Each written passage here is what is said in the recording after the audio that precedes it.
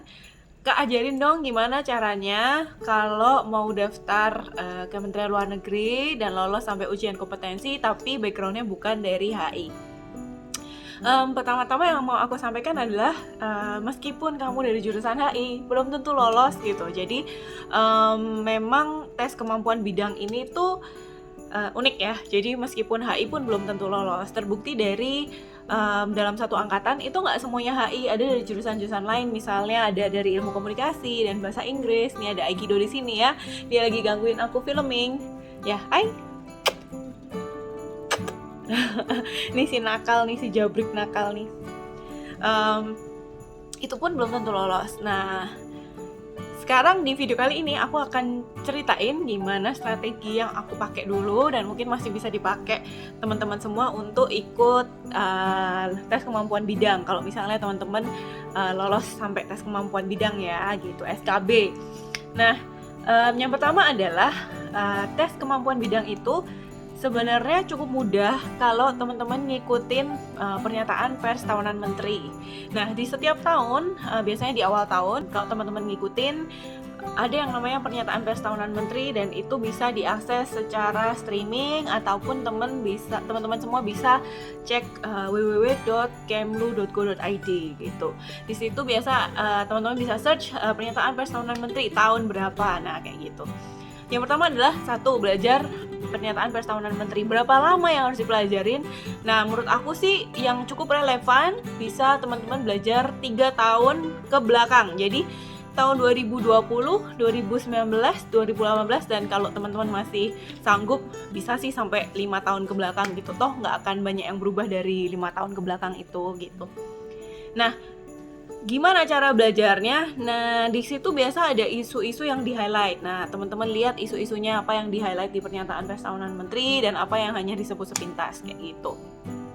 Selain pernyataan pers tahunan menteri, apalagi yang harus dipelajarin? Nah, teman-teman pasti familiar bahwa di setiap direktorat Kementerian Luar Negeri, direktorat jenderalnya itu tuh biasa sering ngadain apa yang namanya seminar atau kelas yang diampu oleh dirjen-dirjen dari Direktorat Jenderal di Kementerian Luar Negeri, misalnya di HPI atau di ASEAN misalnya. Nah, teman-teman bisa ikutin, apalagi sekarang semuanya kan udah secara online ya.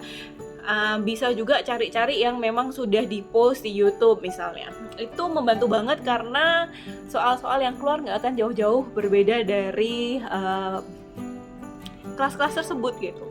Karena orang-orangnya ya itu-itu aja, yang buat soal ya itu-itu aja gitu. Jadi insya Allah kalau Tuhan mengizinkan, dengan belajar dari materi tersebut teman-teman kemungkinan akan bisa menjawab tes kemampuan bidang gitu. Nih si nakal nih, gigit-gigit tanganku. Gitu. Jadi selain pernyataan pers tahunan menteri, ada juga kelas-kelas yang diampu dirjen ataupun dari direktur-direktur di Direktorat Jenderal Kementerian Luar Negeri. Lalu bisa juga teman-teman belajar dari misalnya artikel-artikel yang ditulis para eselon 1 dan eselon 2 di Kementerian Luar Negeri gitu. Sumber ketiga apalagi Kak Talita? Sumber ketiga adalah tentunya teman-teman bisa cek artikel-artikel di Kementerian Luar Negeri di www.kemlu.go.id. Ada press release yang selalu diupdate di situ. Twitter Kemlu.go, Twitternya Kemlu. Jadi udah jelas ya, yang pertama adalah PPTM 3-5 tahun ke belakang. Lalu kelas-kelas yang diampu oleh dirjen dan direktur di Kementerian Luar Negeri. Selain itu belajar juga dari website, Instagram, Facebook, sama Twitternya Kemlu. Nah, isu-isu relevan tentunya akan sering banget di-highlight di situ.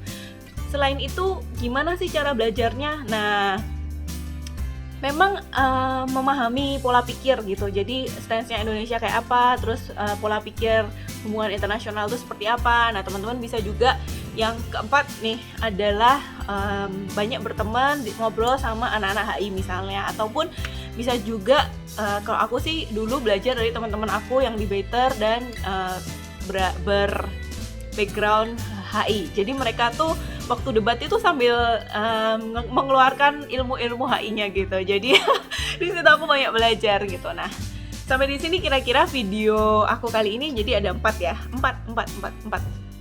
sampai di sini video kali ini. Semoga teman-teman happy, Christmasnya berjalan lancar, berjalan mulus meskipun nggak ditemani banyak orang. I hope the best, all the best for you.